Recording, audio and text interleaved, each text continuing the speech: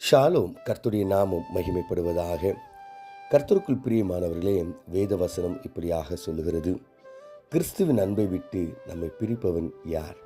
ரோமர் 8:36. கர்த்தருக்குள் பிரியமானவர்களே, பவுல் பக்தன் அழகான ஒரு வார்த்தை, சவால் நிறைந்த ஒரு வார்த்தை, நம்மை உற்சாகப்படுத்துகிற ஒரு வார்த்தையை அவர் சொல்லுகிறார்.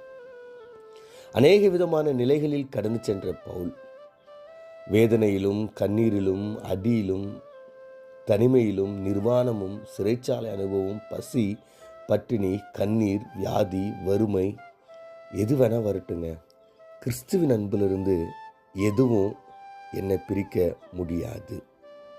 நான் அவரோடு கொண்டிருக்கிற அன்பை, நான் அவர் மேலே வைத்திருக்கிற அன்பை, நான் அந்த அன்பில் நடந்து செல்லுகின்ற அந்த அனுபவத்தை யாராலும் பிரிக்க முடியாது என்று சொல்லுகிறார். அது எதுவாக இருக்கட்டும், அவருடைய அன்பிலிருந்து என்னை பிரிக்க முடியாது. பிரிக்கவும் நான் இடம் கொடுக்க மாட்டேன் அப்படின்னு சொல்லிட்டு ஆழமாய் ஒரு சவாலாய் அவர் சொல்லுகிறதை நம்ம பார்க்கிறோம். அது மாத்திரம் இல்லாமல் ஒரு சவால் நமக்கு வைத்து போகிறார். தேவ பிள்ளைகளாக இருக்கிற நீங்களும் நானும் இந்த வசனத்தை நாம் ஆழமாக தியானிக்க முற்படும் பொழுது அநேக காரியங்களை சொல்ல முடியும். நீங்களும் நானும் இப்படிப்பட்ட ஒரு வார்த்தையை சொல்ல முடியுமா? நீங்களும் நானும் இப்படிப்பட்ட ஒரு சவாலான வார்த்தையை நாம் வைக்க முடியுமா? இன்றைய நாட்களில் இப்படிப்பட்ட ஒரு சவாலான வார்த்தையை நீங்கள் சொல்ல முடியுமா? யோசிச்சு பார்க்கணும்ல. ஏன்னா இன்றைய நாட்களில் ரொம்பவும் சுலபமாக கிறிஸ்துவின் அன்பிலிருந்து நாம் பிரிக்கப்படுகிறோம். ஏங்க, நீங்கள் கிறிஸ்துவின் அன்பை எப்போ ருசிச்சிங்க? கடைசியாக அவருடைய அன்பில் நீங்கள் இருக்கிறீங்களா? கிறிஸ்துவின் அன்பு உங்களுக்கு தெரியுமா அப்படின்னு கேட்டால் அநேகருக்கு அநேக நாட்கள், மாதங்கள், வருடங்கள் ஆகிவிட்டது. ஏன்னா அவர்கள் எப்போதோ கிறிஸ்துவின் அன்பை விட்டு விலகிவிட்டார்கள். கிறிஸ்துவனுடைய அன்பை ருசித்து அநேக நாட்கள் ஆகிவிட்டது.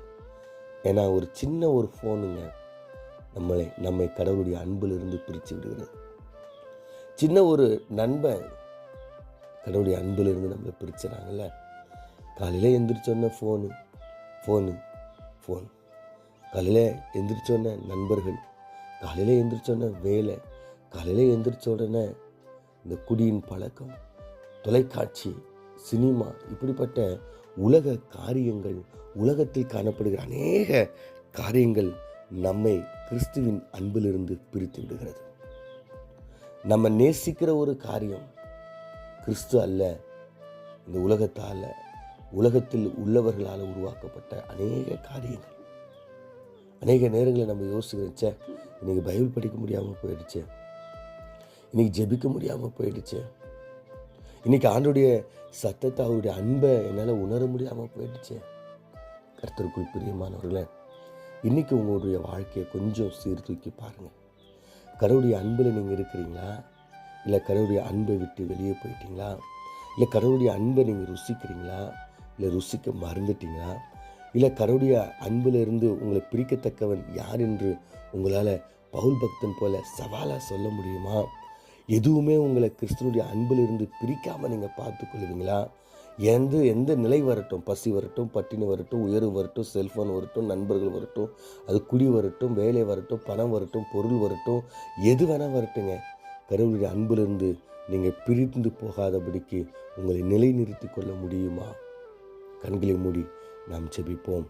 எங்களை அதிகமாய் நேசிக்கிற எங்கள் பரலோக தகப்பனே, பவுல் பக்தன் ஆண்டவரே சொன்ன இந்த அழகான வார்த்தை ஆண்டவரே, கிறிஸ்துவின் அன்பிலிருந்து எதுவும் என்னை ஒரு நாளும் எப்பொழுதும் பிரிக்க முடியாது என்று சொன்னார் ஆண்டவரே.